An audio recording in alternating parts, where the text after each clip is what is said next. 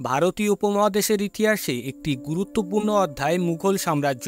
এই সাম্রাজ্য প্রায় ৩০০ বছরের বেশি সময় ধরে ভারত শাসন করেছিল, আর এই সাম্রাজ্যের অধীনে ছিল আধুনিক ভারত, পাকিস্তান, আফগানিস্তান এবং বাংলাদেশের বেশিরভাগ এলাকা। এই বিশাল সাম্রাজ্য গড়ে তোলার জন্য এই বংশের রাজাদের অনেক লড়াই করতে হয়েছিল। বন্ধুরা, হিস্টোরিক্যাল বাংলার এই পর্বে আমরা মুঘল রাজবংশের সবথেকে শক্তিশালী ৩ জন সম্রাটের সম্পর্কে জানব। সম্রাট বাবর। মুঘল সাম্রাজ্যের প্রতিষ্ঠাতা জহিরুদ্দিন মোহাম্মদ বাবর ১৪৮৩ সালের ১৪ই ফেব্রুয়ারি বর্তমান উজবেকিস্তানের ফারগানা রাজ্যে জন্মগ্রহণ করেন। তার পিতা উমর শেখ মির্জা ছিলেন ফারগানা রাজ্যের অধিপতি। পিতার মৃত্যুর পর মাত্র ১১ বছর বয়সে বাবর ফারগানা রাজ্যে সিংহাসন আরোহণ করেন। সিংহাসনে বসার পর তিনি সাম্রাজ্য বৃদ্ধির লক্ষ্যে উজবেকিস্তানের সমরকন্দ দখল করার পরিকল্পনা করেন এবং ১৪৯৭ সালে বাবর সমরকন্দ দখল করতে সক্ষম হন।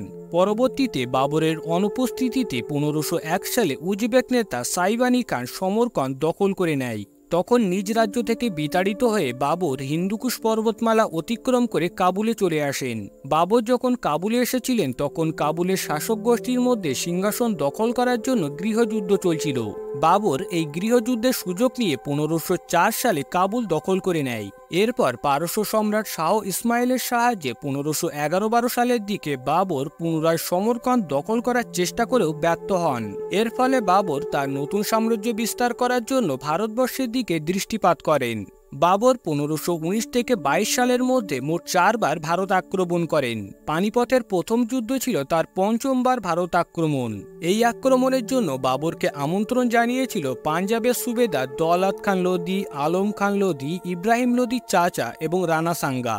এরপর ১৫২৬ সালে সংগঠিত হয় ঐতিহাসিক পানিপথের যুদ্ধ। এই যুদ্ধে বাবর মাত্র ১২,০০০ সৈন্য নিয়ে ইব্রাহিম লোদির প্রায় ১,০০,০০০ সৈন্যকে পরাজিত করে। যুদ্ধে জয়লাভের ফলে জহিরুদ্দিন মোহাম্মদ বাবর আগ্রা ও দিল্লি দখল করে নেয়। এরই মধ্যে দিয়ে মূলত ভারতবর্ষে মুঘলদের যাত্রা শুরু হয়। এরপর বাবর রাজপুত এবং আফগানদের পরাজিত করে কন্নৌজ ও পাটনা দখল করে নেয়। মুঘল সাম্রাজ্য প্রতিষ্ঠার মাত্র ৪ বছরের মাথায় মাত্র ৪৭ বছর বয়সে সম্রাট জহিরুদ্দিন মোহাম্মদ বাবর মৃত্যুবরণ করেন। সম্রাট আকবর। জালালউদ্দিন মোহাম্মদ আকবর ছিলেন মুঘল সাম্রাজ্যের ৩য় সম্রাট। তিনি মাত্র ১৩ বছর বয়সে ভারতের শাসনভার গ্রহণ করেন। রাজ্য শাসন করার জন্য আকবর আমলাতন্ত্র চালু করেন এবং প্রদেশগুলিকে স্বায়ত্তশাসনের দায়িত্ব দেন। তিনি মুঘলদের সবথেকে বড় প্রতিদ্বন্দ্বী রাজপুতদের সাথে সম্পর্ক ভালো করার জন্য একজন রাজপুত নারীকে বিবাহ করেন। তিনি অন্যান্য দেশের সাথে বাণিজ্যিক সম্পর্ক বৃদ্ধিতে মনোযোগ দেন। এই কারণে তার আমলে মুঘল সাম্রাজ্য জিডিপির দিক থেকে সমগ্র বিশ্বে ৪র্থ স্থানে পৌঁছায়। সম্রাট আকবরের সময়ই মুঘল সাম্রাজ্য সবথেকে বেশি বিকশিত হয়েছিল, আর এই সব কারণে জালালউদ্দিন মোহাম্মদ আকবরকে শ্রেষ্ঠ মুঘল বাদশাহ হিসাবে ধরা হয়। ১৬০৫ সালে সম্রাট আকবর মৃত্যুবরণ করেন। সম্রাট ঔরঙ্গজেব। সম্রাট ঔরঙ্গজেব ছিলেন ষষ্ঠ মুঘল সম্রাট। তিনি তার ৪ ভাইকে পরাজিত করে ১৬৫৮ সালে আলমগীর নামে সিংহাসনে বসেছিলেন।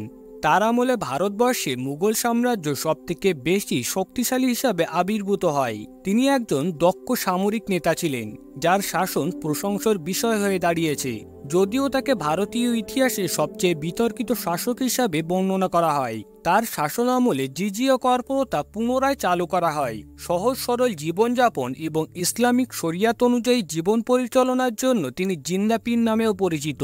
১৭০৭ সালে সম্রাট ঔরঙ্গজেব মারা যান।